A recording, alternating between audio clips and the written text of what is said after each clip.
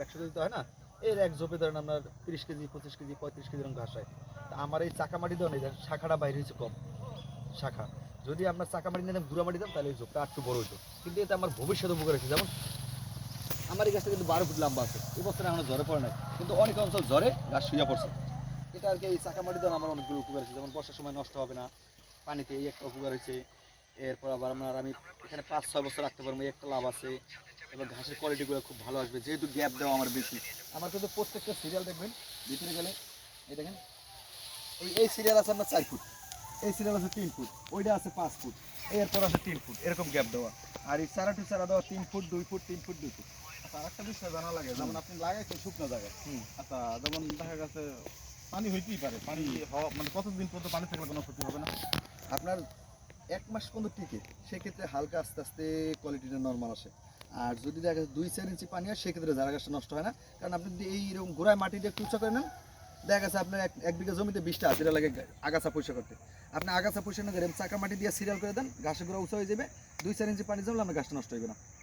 এটা একটা প্ল্যান। মানে ঘাস চাষ করেন, যেমন প্রবাদ আছে এই মাছে ভাতে আমরা বাঙালি, আবার এরকম হচ্ছে গরু গরু পালতে হলে আপনার ঘাস চাষ করতে হবে। আপনি যে জাত করেন, সর্বপ্রথম আপনি নির্বাচন করতে হবে আপনি কোন জমিতে ঘাস চাষ করবেন, কী ঘাস চাষ করবেন।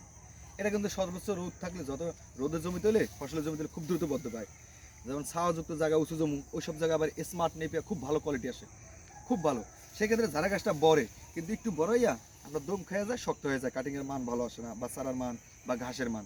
সেক্ষেত্রে স্মার্ট নেপিয়া, আবার আমার একটা বাগান আছে দেখবেন এই ভিডিওর মাঝে, স্মার্ট নেপিয়া লাগাইছি, ওখান থেকে শক্ত হয়ে যায় না, কিন্তু পাতা হয়ে গেছে অনেক বড়, 6 ফিটের মতো উচ্চতা হয়ে গেছে, আমি একটা চারা বেরোবে না, ওইটা ছাওয়া দিতে এইসব হয়। গাছ যদি উৎপাদন করা হয়, তা সেক্ষেত্রে তো দানাদার খাবার না অনেক দিলেও কম চলে। লাগে, অনেক কম লাগে। আপনার লিগা ঘাস থাকলে খামারে 60 থেকে 70% কমে যায় দানাদার।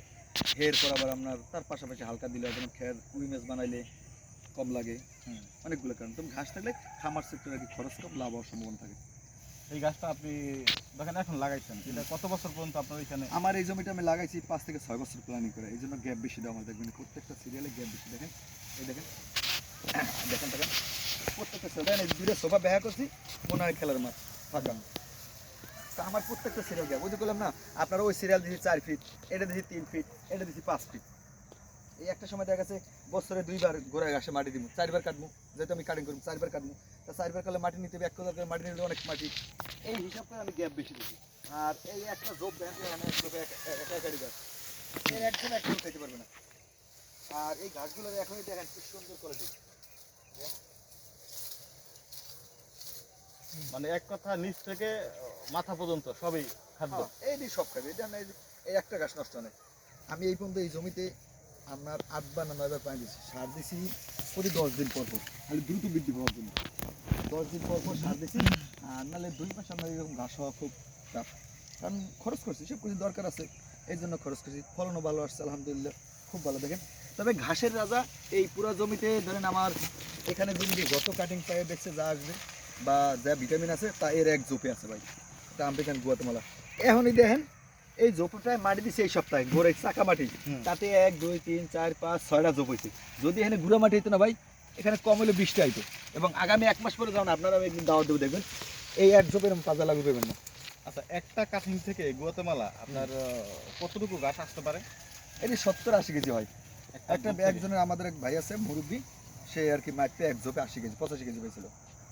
এই 10টা জোপ কাটছিল, কোনটা 70 হয়েছে, কোনটা 80 হয়েছে, কোনটা 75 হয়েছে, এরকম এর মধ্যে সীমাবদ্ধ ছিল। তো এবারে যে আমরা 70-80 বলা যায় এক জোপে হয়, যদি 3 মাস পরিপক্ক ভাব নয়। তবে এইটার আপনার অনেকগুলো উপকারিতা আছে ভাই। এই গাছটা যেমন ঝাড়া গাছটা এই দেন, এই 60 দিনে দেন এই গাছটা কিন্তু শক্ত হয়েছে। আপনি চাইলে এটা কাটিং উপযোগী করতে পারবেন, দেখছেন এই। কিন্তু এই গাছটা আপনার 3 মাসও কাটিং হয় না, 1 বছর লাগে কাটিং হইতে। আমার যেমন ক্ষুদ্র খামার, সাফল্য কথা, আমার নিজের চ্যানেল ভাই বোন ফার্ম হাউসে ভিডিও স্যার আছে দেখবেন নি, 1 বছর বয়সে কাটিং বেচছে, খুব ভালো। এই 1 বছর আগে এই গাছটা কাটিং হয় না। এর মধ্যে কি যখন এই আর নরম, এটা যখন 6 মাস বয়স হবে তখন ওই যে আমরা যেরকম গাজল খাই না, গাজর। কাঁচা কাঁচা গাজল, জি, জি, জি। একবার এরকম খাওয়া যায়, এত নরম গাছটা। আর মিষ্টি জাতীয়, সব গাছের মধ্যে এই গাছটা মিষ্টি জাতীয়। এই দেখেন এই যে আরো একটা জোপ আছে, এই দেখেন এই কি পুরা জমিতে 1000 জোপ লাগাইছি, 1000, দেখেন 1000 জোপ লাগাইছি। তো এই দেখেন পাতা একটু আছে, এই জমিটা এখন সার পানি দেওয়া দরকার, হয়তো সার পানি দিতে লেট হয়ে যাবে। কারণ যেহেতু আজকে পানি দিছি, কালকে পানি দিলে জমিতে পানি আসবে, এখানে আসলে এবার 2-1 দিন পর সার দিলে মোটামুটি ক্লিয়ার হয়ে যাবে। দেখেন দেখেন কামরুল ভাই, একটা ঝোপে কি পরিমাণ ঘাস দেখছেন।